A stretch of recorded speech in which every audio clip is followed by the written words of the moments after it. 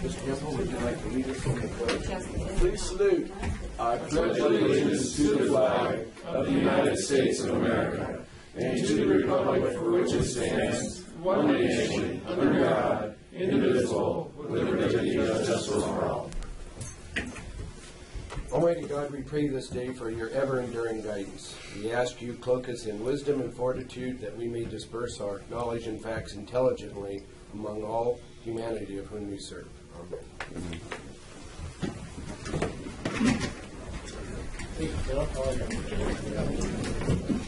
I'd like to welcome everybody. Today's looks like a fairly short agenda meeting. We have some more business to take care of.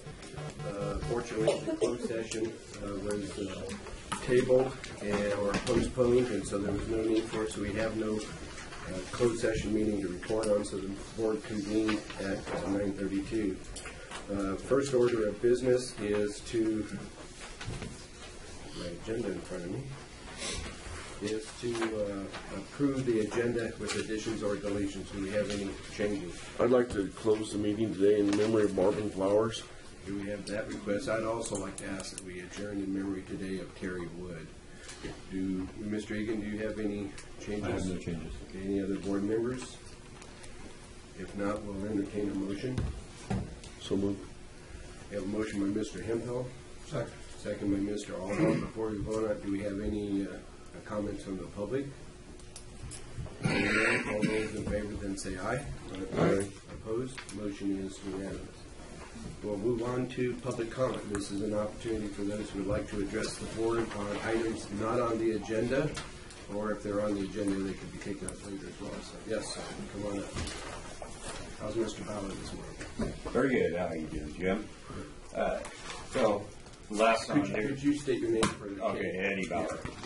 And actually, I'm here on the Mountain Meadows, Friends of Mountain Meadows. I was asked to see if we could actually get this on the agenda. Niles Lunder is going to be approaching the Board of Supervisors for Plumas County. Obviously we had a disaster happen as far as losing that lake. Back to a little bit of history. Dee and I were just talking about it. I've had Carol Grouden where we walked all that area, looked at the diversions. Bob Burns is well aware of the issues with the diversions, and Scott Perkins, land manager of PG&E, and John Kurt, who's no longer with PG&E. I had both of those guys, and we walked for miles, and they looked at all the diversions, and they said they were illegal diversions. So this was not caused by drought. So we just don't want to have this happen again, and we would like to have a little bit of support from the board. Our next meeting is on the 17th at 1 o'clock. If Mr. Pyle could attend that. I will be there. Thank you. Told you I wouldn't be. Right. You said unless it snowed. If it snowed like hell, then I won't be. Come on, Paul. We'll see how bad it is. Okay. So, is there a way that this could be put on the agenda? Well, I tell you what I would do is maybe working with Mr. Pyle and through Mr. Egan, they can kind of put it together and get it scheduled for an agenda item when they. Excuse me. My plan was to. Aaron's helped me, choking me up. My plan was after this meeting, so I could attend the meeting, talk to some people, and kind of get updated on what's going on. Then after that, I would come back and put it on the agenda for a future agenda item. That means the 17th of February, so it would be March. Is that okay? I mean, I can put it on the agenda today for next meeting if you want, but I would rather. Okay. How about looking at putting it on the February 23rd agenda, which would follow the meeting of the 17th? I'm just looking We can do at that. the calendar. February 23rd. Can I use your pen? We could do that, but the 17th is our agenda meeting, is Wednesday is the agenda meeting for the meeting of the 23rd. It would have to be the following meeting. Unless you just want to have a generic. I think. I don't think it's any rush. It's not going to make any difference to the 17th or the 23rd. Well, no, it won't. It's not going to be any So difference. why don't we shoot for the first meeting of March then? And I have intentionally avoided the last, I think it's been, 2 or 3 meetings already. The first one, and I have been in contact with Niles Lunder on it. But there's a lot of emotion and, anger and all that, and instead of getting involved in all that, let it cool down and then I'll be there. And that's why I have not been there. And you and I do have a 180 degrees difference in that the drought had nothing to do with it. In my mind, the drought had everything to do with it. So we can't take the drought away from that anymore. 4 years of drought, the worst by scientists in 500 years, and you say it had nothing to do with it. I have to disagree. Bob, January and February, I go out there daily. There's water flowing over the top of the dam. Bob, I think we're going to, this is a matter, we're not going to have a debate today on that. I think we'll have plenty of opportunity to do that. If we get this as an agenda item, we can have that debate today. Yeah, I'm saying the drought might have some issues, but again, January, February, there was 2 feet of water going over the dam. You go out there today, there's 2 feet of water going over the dam. If there were boards in, and that's what we're trying to accomplish, different regulations, who will be at that meeting will be Monty and Andrew Jensen, biologist from Fish and Game. Also, Scott Perkins will be back. I've been in contact with Kathy Water Resources out of Sacramento. We're trying to get her to show up. Yeah.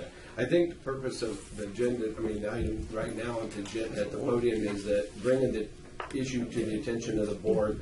We'll have that meeting scheduled hopefully soon. The meeting you're having that will be taking place on the February 17th will be an opportunity for all those people and all those ideas and various opinions to come to the table, work out, and then what comes out of that will eventually come to the board, and we can have that larger debate later on. So we appreciate. And on March, what date is that? It's the 8th. Is the second Tuesday of March. Yeah. The first day of March is a Tuesday, so the second Tuesday is the 8th, and that'll be the first meeting of the 29th. March 8th. Yes. Yeah, March 8th. All right. So thank you, Mr. Okay. Shaw. All right. Thank you, Do guys. we have anyone I got to else run. who would like to address the board under public comments? Seeing none, then we'll move on to unagendized board reports. And we'll start with you, Mr. Hammond. We're having the continual Wendell water issues, and I think we finally got it solved.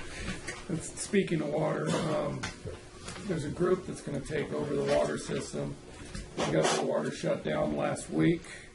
There was 8 homes impacted, but I think we got that resolved. I spoke with the railway guys, and they kicked the pump on for another week for them to get organized. Just a never-ending deal. And this is where the special districts, I don't know if they're going to go down that road. Maybe you could advise them, Bob, a little bit on all the rules and regulations involved in being a water district, and I don't know if they... We met with those folks months and months and months ago. I know. But they got their water shut off, so then they decided they needed to do something. So... Yes, sir. Okay. That's it for me. Okay, thank you, Mr. Hempo. February 9th, I'm having a town hall meeting in Janesville at the fire hall, 6:30. Went to a transportation ad hoc committee meeting yesterday. Working our way through that. I think it'll be improved. We'll have a meeting on the 8th on that. And I think we need to put send a letter to the Cal Recycling over USA Recycling and ask them how we're supposed to recycle our cans here in Lassen County since they shut that outfit down. That's all I have. Okay. Maybe I'll work with you to draft a letter. Okay. I've also spoken to Senator Gaines, Dave Muir, and Brian Dolly about that issue. It's pretty much a disservice to our community. Big time. Do that. I'm done. Okay, Mr. Alba. I attended RCRC this last week. We had a very good meeting. We added an extra county to RCRC, San Luis Obispo County. So we got, what's that, takes up to like 34 counties now, or 35 counties. Maybe when we split the state, we should do it RC county versus we have control over the state. We would. Great idea. I don't know, there's a map in here somewhere, but anyway. Yeah, pretty close. But anyway, it would be rather amazing. So anyway, there's not going to be any money for the Williamson Act again, sadly and unfortunately, but yet the coffers are full. They're coming out with new programs rather than pay their bills like the PILT and the Williamson Act that they set up. So it's very sad and unfortunate that way. There was some good news as far as jail construction funding. They're looking to be resubmit applications for the people that didn't get funding because they're looking to do a lot of funding, and I'm sure you're pretty well aware of that, aren't you, Dean? So anyway, so that'll be a good thing for a lot of the counties with what they're doing with that stuff. I'll have to get together with Richard and probably Tony and get some letters because they want a bunch of letters and information to help them with their lobbying efforts, not only at the state but at the federal level as well. Of course, the groundwater deal, that's a big one. We got 30-day comment period to get some of that stuff in. They got SB 88, which was a trailer bill that was passed, is really going to be affecting a bunch of the water users as far as the diversions. I mean, if you got 10 acre feet, it's once a year. If you divert over 100 acre feet, you got to report once a month. If you divert over 1,000 acre feet, or CFS it is, I think it is, you got to report hourly. And I mean, some of this stuff is just ridiculous. It's going to drive us out of business. And it's not good. And then, of course, they passed some other legislation by the EPA. And we need to get our comments in by February 3rd because the standards they're putting in for the ozone is we won't even be able to have controlled burns anymore. So that's going to impact us on federal and state. That's related to that's related to AB That's Mother 32. Nature, so that's all right. Aaron, that's related to AB 32. It's got to be, yeah. I'd have to look in here and see. It probably is.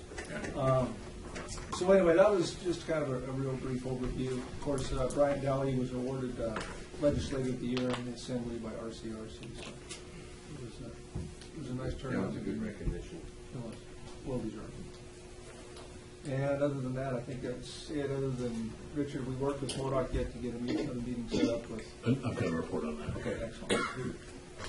That's all I have. Okay, thank you. Okay, I just wanted to announce, which I think I already did, the meeting on February 17th about Mountain Meadows Reservoir. It'll be 1 o'clock at the community center. I have stayed a little bit clear of this whole thing until I kind of see what's coming down because I am a strong believer and supporter of private property rights. The land is private property. The water is private property. It is already been regulated by the state of California, and we've got to be very careful of how we attack this issue. And we got no jurisdiction. All we can do is write a letter of recommendation saying we support this, new laws on how to manage Mountain Meadows Reservoir. We don't support it, whatever. Other than that, I think that's all we can do. But we got to be careful that there's already the Fish and Game Commission, State of California, and Fish and Game Commission, and the Water Control Board, Quality Control Board. They've been involved in it for years. There's regulations written up. And for me to go in there and say, you guys got to shut your diversions down, and which they're all ready to say they're not legal. There may be some that aren't legal, and I don't know. But most of them are legal, adjudicated water rights by the Superior Court of the State of California. No different than I have on the Old Run, where you guys go on through the river, no different. So it's a very touchy issue, and I'm being very careful in how I approach anything that has the government taken away private property rights of individuals. I don't care if you own a house in Westwood, if you own a house in Susanville, if you own 20 acres in Standish, or if you're SBI, Roseburg, or PG&E. It's private property, and it's the same laws that affect you. If we're going to take away property and regulate PG&E, we better do it to Bob too, and Richard and Tom and all of this, because it's no different.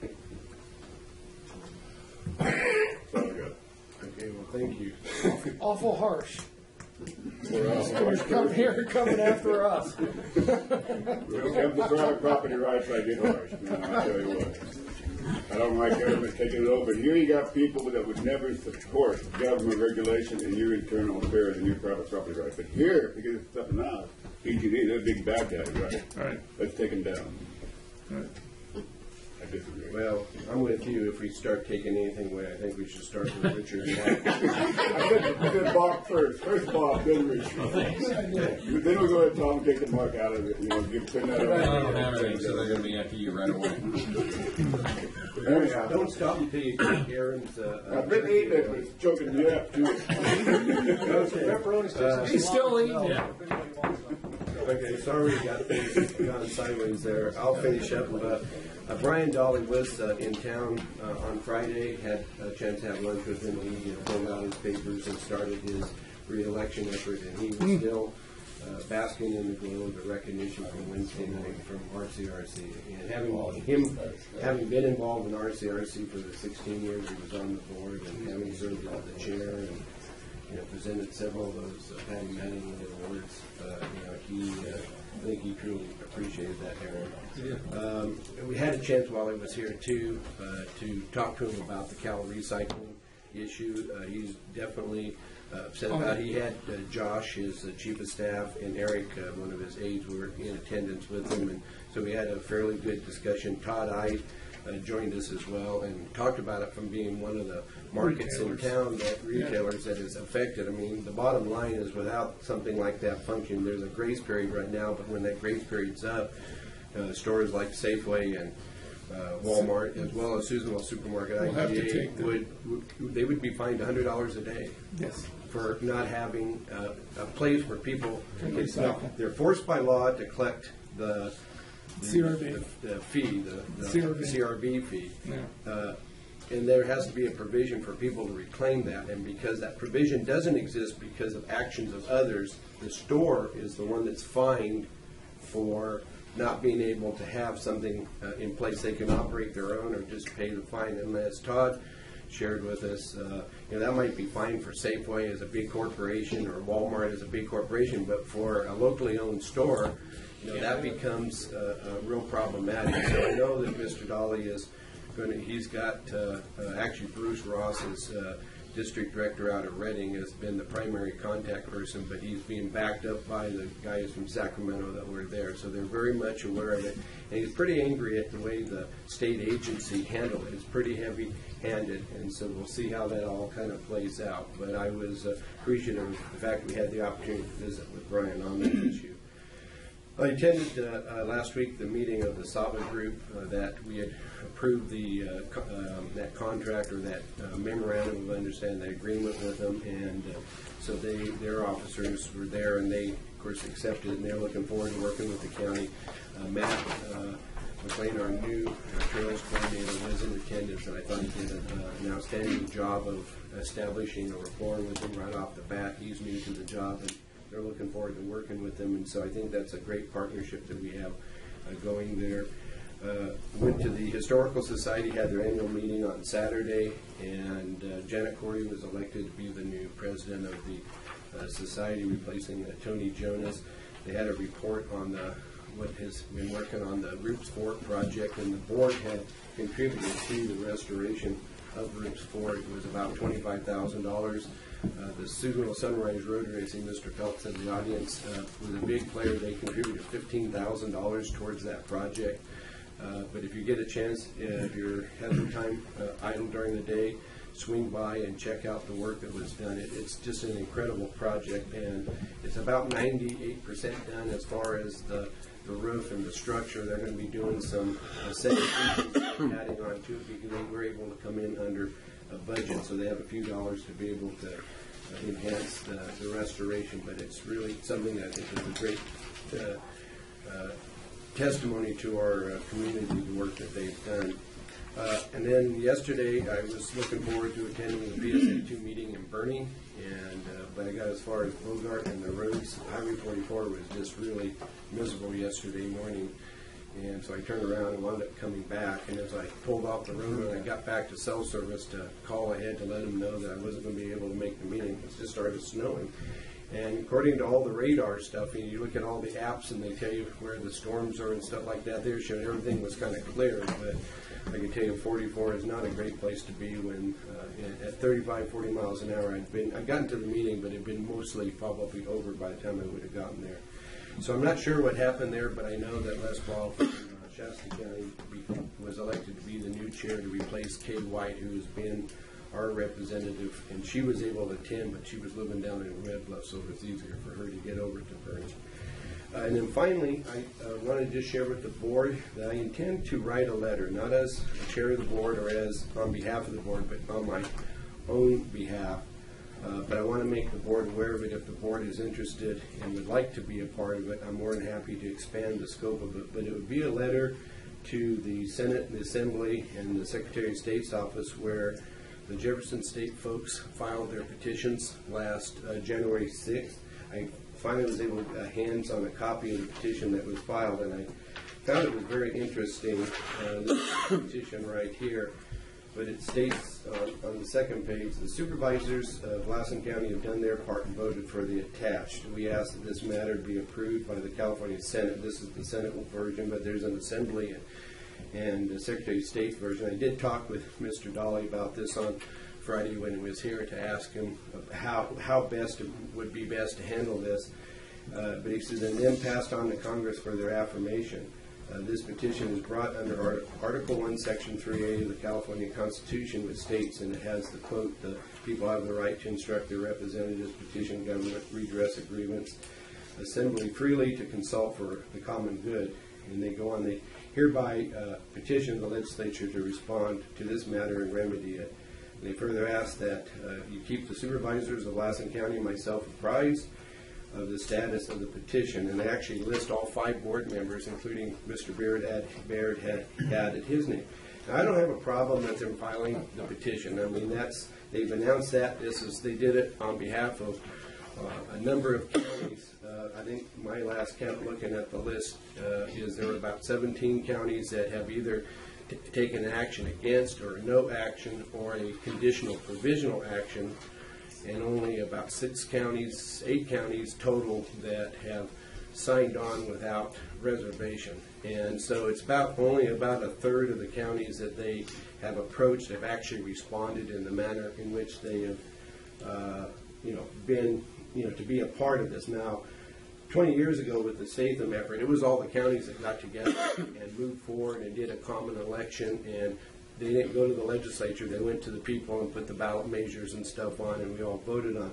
This thing is, obviously as a group, I commend them for their passion, but in terms of the process, I have an issue. The problem I have is that when they made the petition filing and they attached the board resolution, which was the board resolution that was adopted March 17th of last year, they make no reference to the fact that this thing is scheduled for a vote in June.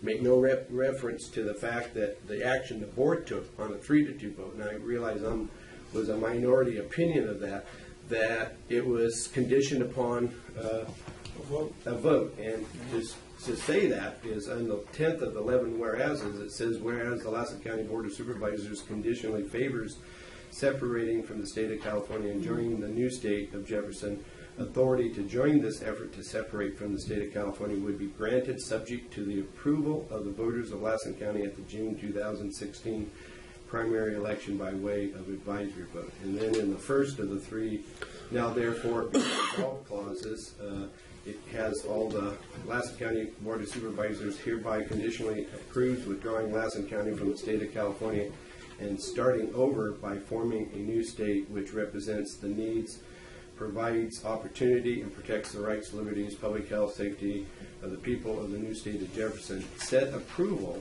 to withdraw being conditioned upon the approval of the voters of Lassen County in the June 2016 primary election by advisory vote. So I think the board's action was very clear. What I feel was not represented in the filing of the petition is that quantification. And so what I want to do is I'm going to, on my own, do that. If the board desires, I'm more than happy to bring that product back to the board to review and make it a board action, not to refute or repudiate whether we do or do not belong to Jefferson State. We've had that debate. The board's voted on it, I think, twice, and I think we've made it very clear where we stand.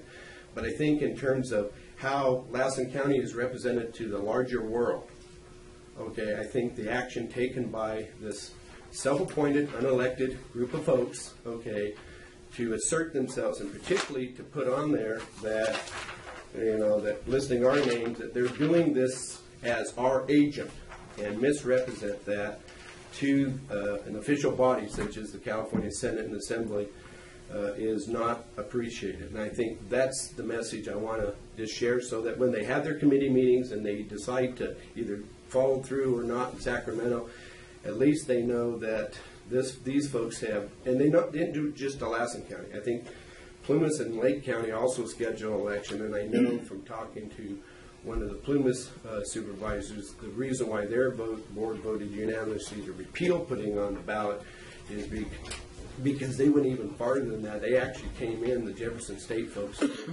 and says, we don't need you, and we don't need your vote. We went out and circulated petitions, and we bypassed you altogether. And so the board said, okay, fine, we'll save the money, and we bypassed us. But I plan on doing that, and I'm not sure if the board is interested in joining that, or if they, let me go ahead and do it, and you guys can go out and campaign and either side of the question. Is there copies of the petition they circulated for Well, Lassen County full of signatures that have been okayed by the clerk? It's interesting you ask that, because I asked that question to Mr. Dolly. I said, well, I was able to get my hands on this, but I kind of was hoping we could get the petitions that would be filed with this. And apparently they didn't turn in the actual petitions to Sacramento. They just did these, this declaration form that he signed on the front under penalty of perjury that he filed using Mr. Baird. They apparently had the petitions in like a stack, and they went into, I know they went into Mr. Dollar's office because they told me that Friday, and they sat there and they lobbied, Mr. Baird lobbied him for an hour and a half to get him to want to introduce legislation. Brian said at this point he's not intending to introduce any legislation. I'm not saying that he won't, maybe at some point, but at this point he's not. And he asked for a copy of the petition for Lassen County because he wanted to look and see, they had them down there where people could sign, like in front of Walmart and the post office and different places around town. And they had a booth at the fair and had several of the community events at the fairgrounds. And they wouldn't give him the thing because Brian wanted to give me a page. I want to just call these people up and converse with them to find out what their feelings were, why they signed the petition. And he said that they would not give that to him. How many of these are duplicate signatures, and how many are not from even the county? It's interesting. In order to get something on the ballot, it requires 10% of the registered voters to do that. There's a legal process to do that. And they were told, if you don't like the action of the board, not just here, but at other counties too, that they could go out and circulate an official petition that's verified through the clerk's office, tied to the voters list, the whole works. And they wanted nothing to do with that. And so I'm not saying they didn't collect petitions that have X number of thousand signatures on it, but you're right. How they're validated and verified, and then use that as the pretext to file these declarations. I mean, they raise a lot of questions by the way they handle the process. It's really more of a process thing. I respect their opinion. They want to make it look that it's larger than life, that we have this overwhelming magnitude of public sentiment against doing this, and that may be so, but the way they've quantified it, personally, to be honest with you, even though I voted against the election, I'm kind of actually excited that we're going to have an election because I think the voters of the county will weigh in on it, and they may vote overwhelmingly for it. Good for them, and if it means abolishing or eliminating a lot of jobs they get from out of the state budget, so be it. But Delaware County also put it on the ballot like Tehama County did, and Delaware County resoundingly defeated it. And I tell you, if it's defeated in Lassen County because state employees and local government employees who are dependent upon state funding for their jobs figure it out, and it puts in jeopardy their future retirement, not that they can't have what they've already gained taken away from them, but their future gain of retirement would be eliminated if we left California, because you can't be part of CalPERS once you're out of California.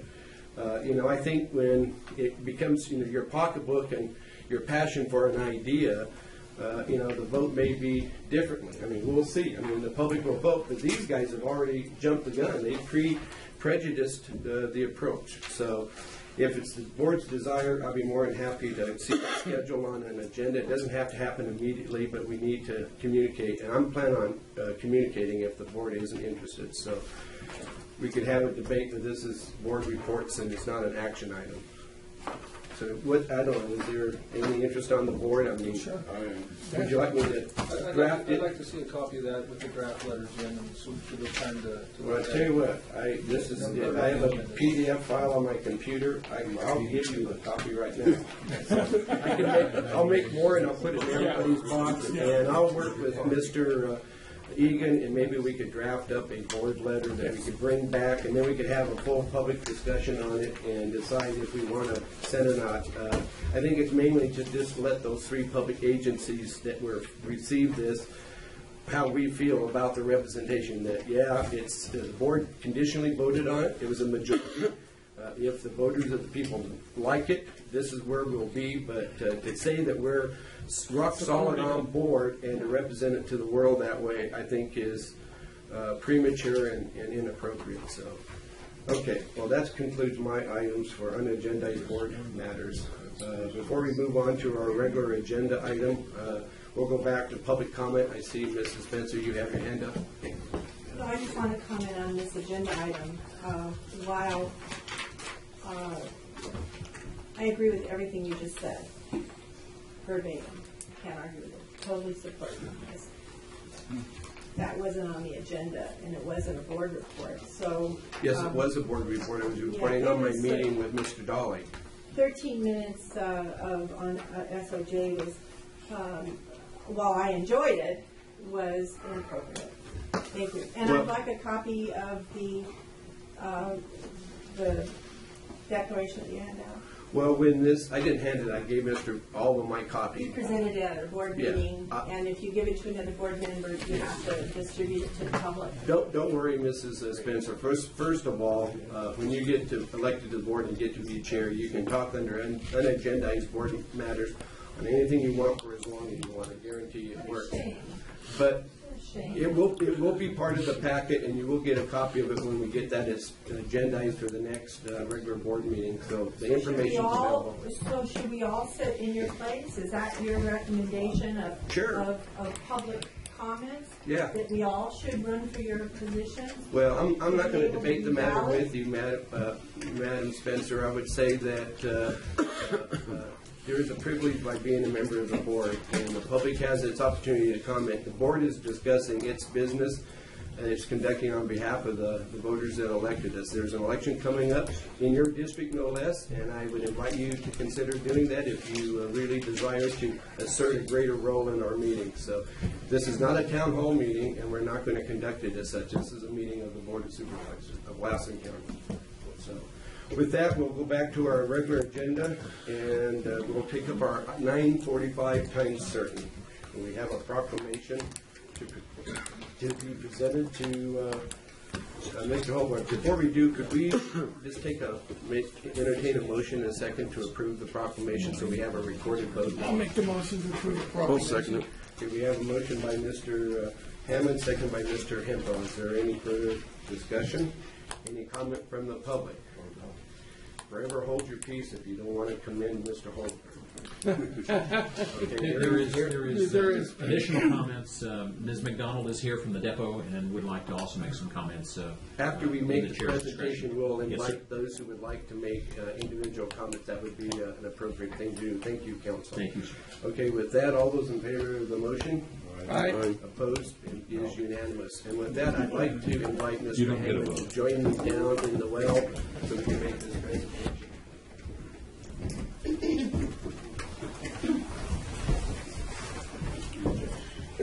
Oh, boy. Okay.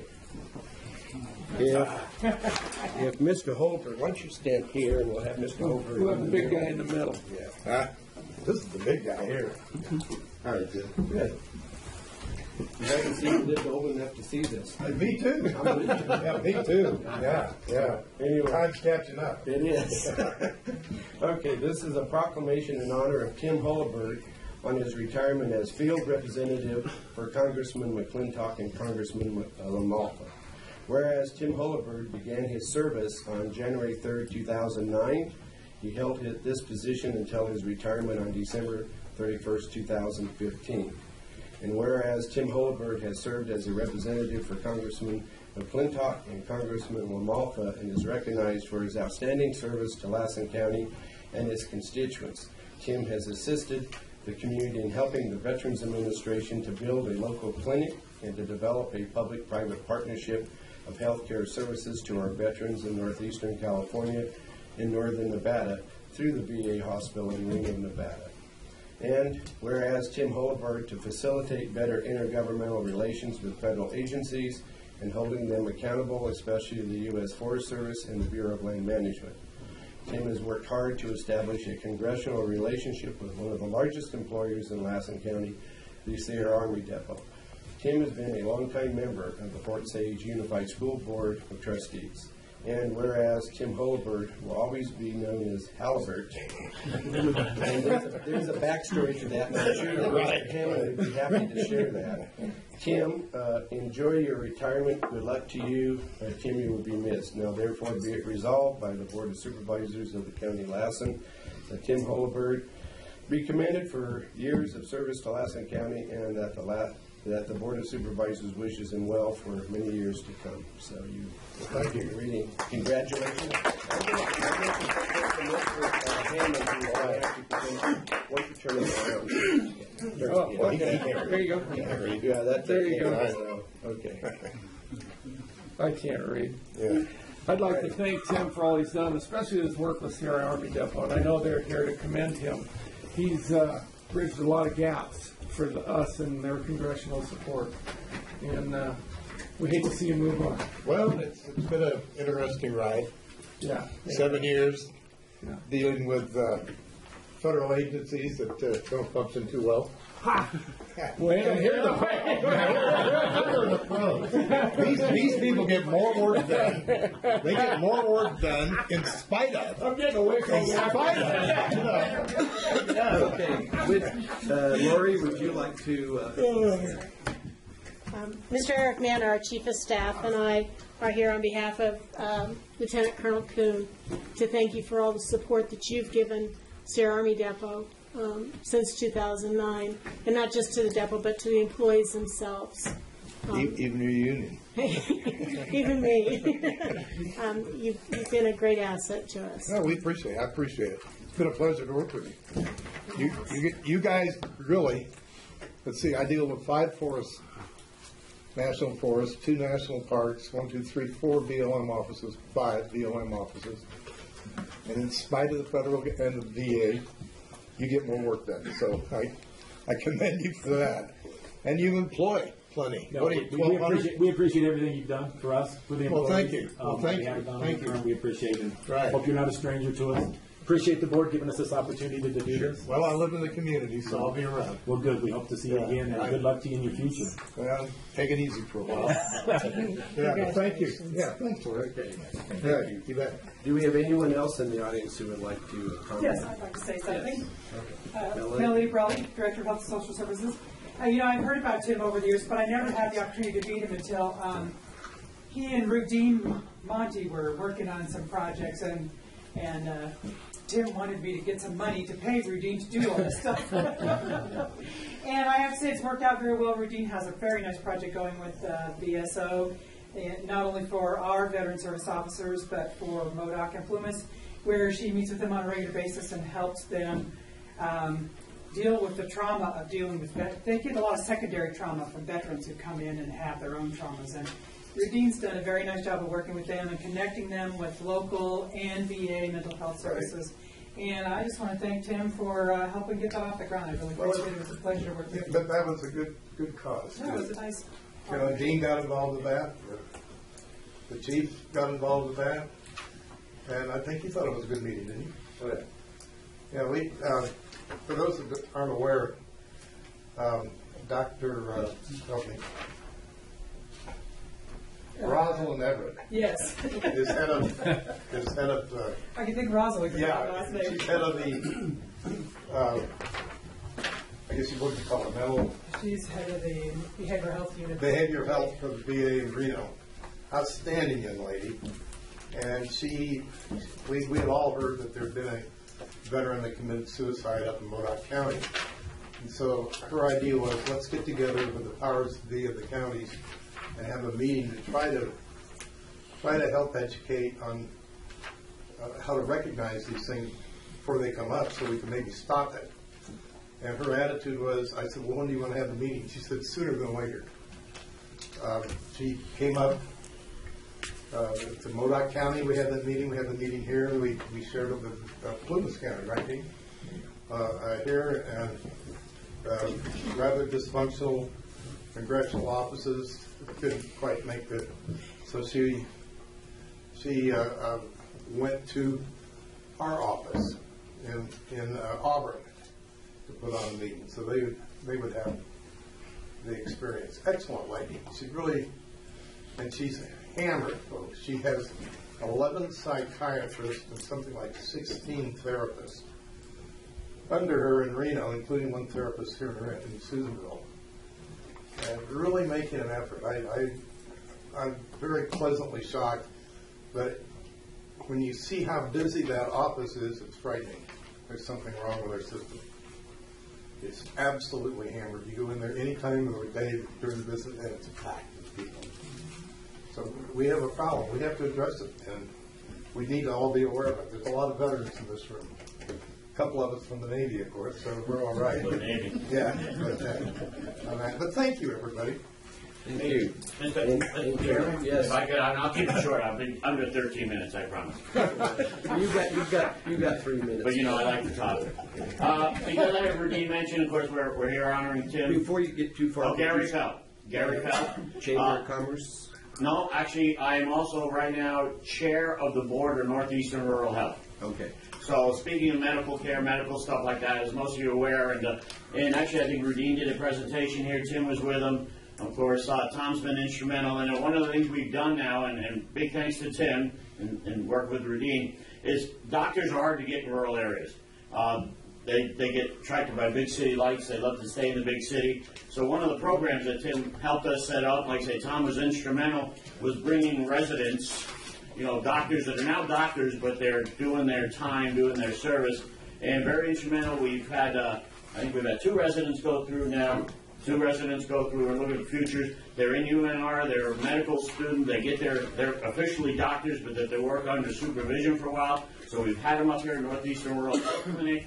They do some time. They get exposed to rural life, rural health. We haven't kept any of them yet, but a couple of them have really enjoyed their stay. So a big thanks to Tom and Tim, especially for putting that all together. Got us some funding, got us some grant money, and we're getting some residents, some young physicians, getting to see what it's like in rural life and rural medicine. So personally, I know Tim. Thanks. He's been a good friend, but also to help the community. I think he's been a big asset. Well, I would say, Tim, you hit a grand slam home run with this proclamation because you got everybody out of the woodwork to give you praise. Good job. So, thank you.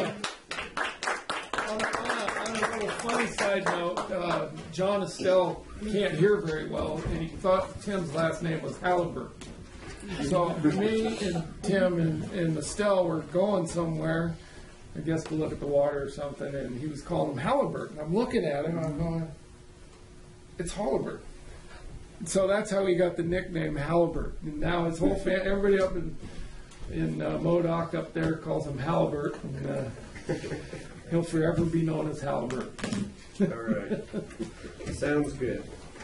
Okay, with that, we'll move on to our G item, the consent information and consent calendar. We just basically have one item on there plus correspondence. What's the pleasure of the board? I move to approve. We have a motion by Mr. Hinkle, second by Mr. Pyle. Any further discussion? Do we have any comments from the public? Seeing none, then all those in favor say aye. Aye. Opposed? Motion is unanimous. Thank you. We'll move on to item H1. An appointment to the Far Northern Coordinating Council on Developmental Disabilities. We have one applicant to fill a seat there. The county has one seat generally, and it kind of from year to year, time to time, it varies in terms of activity. So I'm glad to see somebody who's willing to serve. What's the pleasure of the board? I move we approve appointing Mr. Green. Okay, we have a motion by Mr. Hempel. Is there a second? I'll second it. Second by Mr. Albach. Thank you. No, that's fine. Yeah, he kind of beat you to the punch. He's quick. He was. Any further discussion? I think Too much help. it's important to note for the record that this seat, when it's filled, is by somebody who has a family member or is somebody is closely connected to the developmental disabilities world. And this is actually a state-operated program, and it's kind of a regional thing. And so got very familiar with this here many, many years ago when my mother actually served as a county rep to this board. So anyway, all those, before we go on, do we have any comments from the public? If not, then all those in favor say aye. Aye. Opposed? The motion is unanimous. That brings us to item H2, which is an ordinance that was introduced last week on the lot line adjustment, and I think this is the second reading or waiving of the reading part of the process. So does either Mr. Anderson or Mr. Burns have a comment to make, present it? No, Last week was sufficient. I think that's a fair statement, Mr. Chairman, unless any members of the board have a Okay, do you specific have any comment or question. further questions from the board? Okay, if not, we'll entertain a motion. I would so move to adopt the ordinance.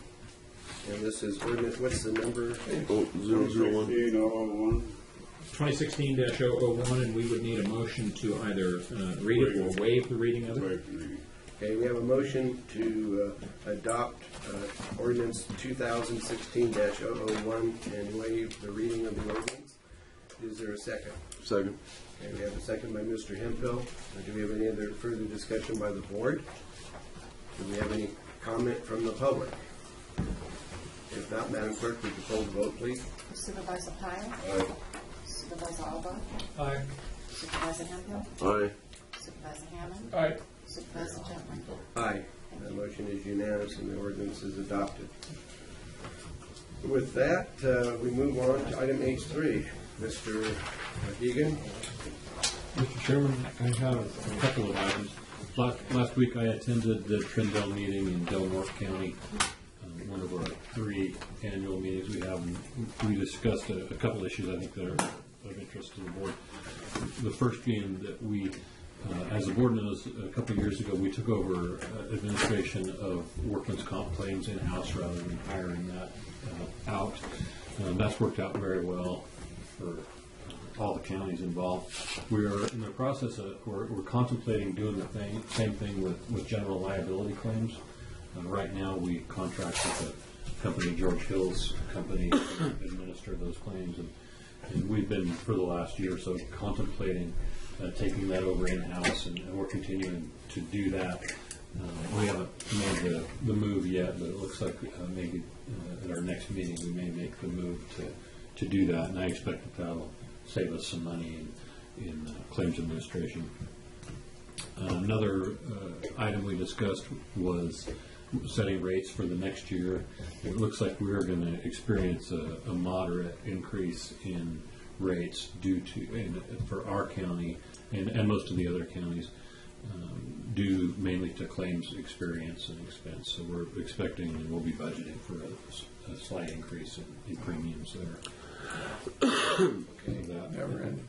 Yeah, the next item, I also at the Trindle meeting, I had an opportunity to sit down face to face with the CAO from Modoc County and discuss the Modoc flood control and water conservation district and the joint meeting. And we have tentatively agreed, pending confirmation today at the Modoc's meeting, to schedule for February 23rd, which is a normal meeting date for both boards, and we would have our normal meetings in our counties in the morning, and then adjourn to probably aim to have the joint meeting in the Modoc flood meeting. I guess I'm looking for input from members of this board as far as availability to do that. I think everyone involved, or almost everyone involved, agree, including Mr. Benoit, agree that a quorum of that Modoc flood control district is any 6 of the 10 supervisors, and so we need to get at least 6 of 10. in attendance to adopt that budget. And so that's what we're moving towards. And any questions, I'm happy to respond. How does the 23rd of February look for everybody's schedule? I think that's the main thing. Fine with me. Fine. And that's, Let's get it done. Is that at the suggestion of Mr. Chester, Mr. Yeah, see, we meet three Tuesdays a month. They meet two, so they meet on the 9th and the 23rd, normally of February. And we, I suggested that we do it on a normal meeting date because then everybody's kind of geared towards a meeting, and it would be in their county. So I suggested the date. He thought that would work fine. The only problem I may see, but we can take care of that. This afternoon is the solid waste board meeting that Tom and I sit on. And they usually meet come on that. The fourth or last okay. day. So they would have a meeting set Normally. for February 23rd. But if at our meeting today, if the meeting goes forward with Modoc County, I would say that we would suggest that they schedule their meeting to a time other than the 23rd. So Okay. and because I think the complications of trying to get it just is too much. It's been difficult, Yeah. particularly with the MODOC board to get them. That's the only thing I see is I know that we meet like we got the meeting today. And we need to notice that public hearing 10 days prior to the meeting, which would be the... So he's going to get back to you based on his board meeting today as to their availability, and if you hear from them, if you can let me know, and then Tom and I this afternoon can Okay. way direct, try to get these guys to do something different. Yeah. Happy to do that. Okay. Any questions on that item of the report? Anything else, Mr. Eagle? That's it. Okay. On the heels of Mr. Holberg's proclamation, I would wish that we would write a letter, the board could write a letter to LaMalfa to rehire a local representative, because I think that's important. Maybe Mr. Egan can draft something up, and maybe at our next meeting we could have that on the agenda as a correspondence. It's a good idea. Does he have to be like Oliver, though? Yeah, sort of. Sort of. He's one of a kind. All right. Hopefully you won't find two of them. Well, it's now Probably not. It's now 10:25, time for our recess. But given the fact we have nothing left on our agenda, we will. If there's no further business, we'll stand adjourned and have a permanent recess for the day.